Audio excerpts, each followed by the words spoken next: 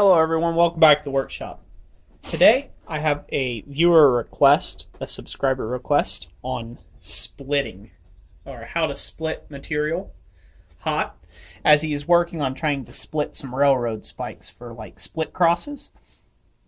And he doesn't want to use a grinder or cutter to do that. He wants to be able to split them out hot.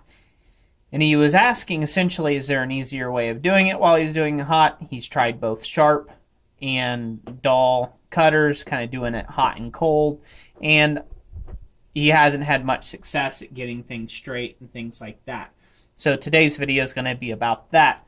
So the first thing I want to talk about real quick before we go over to the forge is how I perceive to get something down the center and straight when I'm hot chiseling.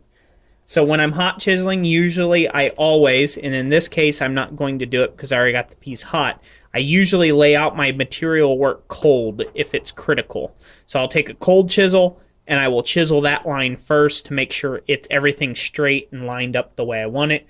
That way I also have a mark that I don't have to waste time when I come out with my hot chisel to cut it. Second point, whenever you are doing hot chisel work of any kind, you want to take and be working the chisel. The leading edge of the chisel needs to be coming back at you so you can see where you are going. If you're going away from yourself, all you can see is your hand in the tail end of the slitting chisel. You can't see where you're going, and so therefore you walk all over the place.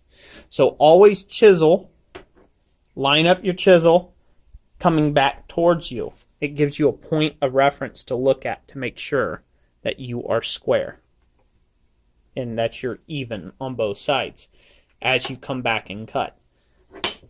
Third point, the chisel you use.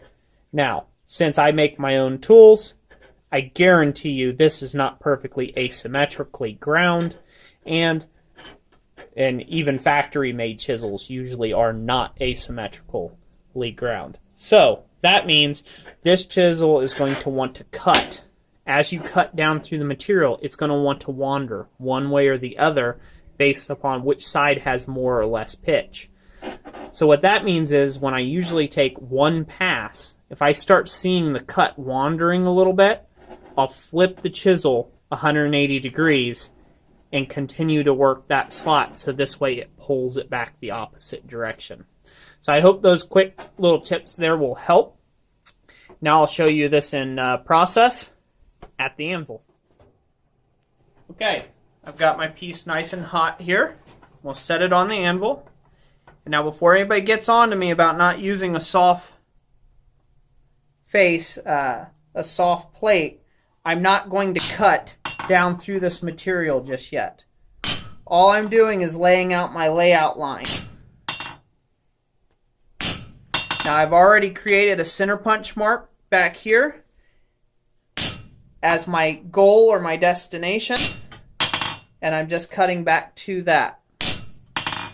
The biggest thing with hot chiseling of any sort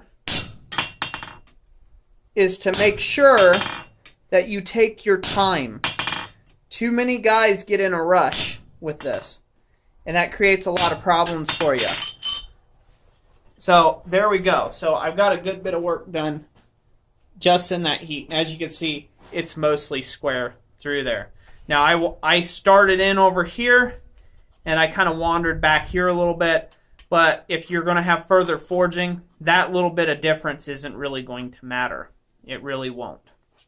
So as you can see, I didn't just keep the chisel in the workpiece. I hit it, withdrew, put it back in, hit it, withdrew. That just saves you from wrecking the edge of your chisel. I see other guys where they just walk it like this. They're probably working with an air hardening steel. I would not suggest it for coil springs and 10 series steels to be engaging hot metal and just staying in the cut.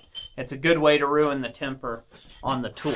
So, next step, I'm going to put a scrap piece of material here, and I'm going to go ahead and continue this right on down through.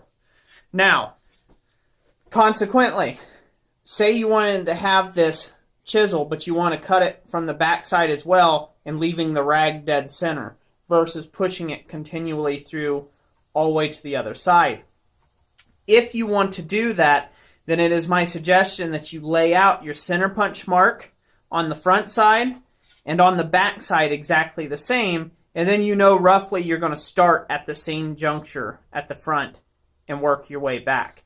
And both those chisel cuts with a little bit of practice will line perfectly up in the center. So, without further ado, let's get cracking. We'll be back with it here in a moment. Okie doke. Here we go. Nice and hot. Got my scrap plate here. Now I'm going to really give it a whack.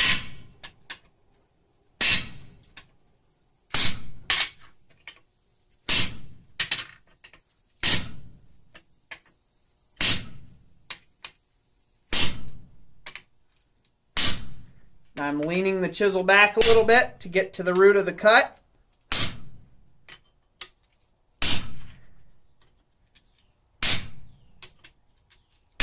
And just like that, for no particular reason at all, there you have it.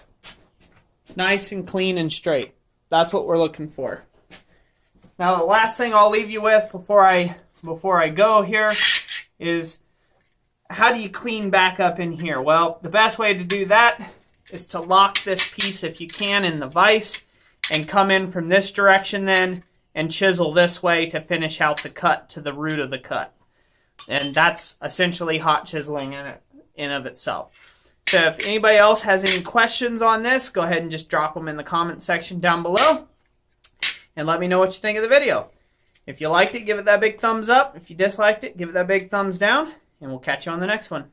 Thanks for watching.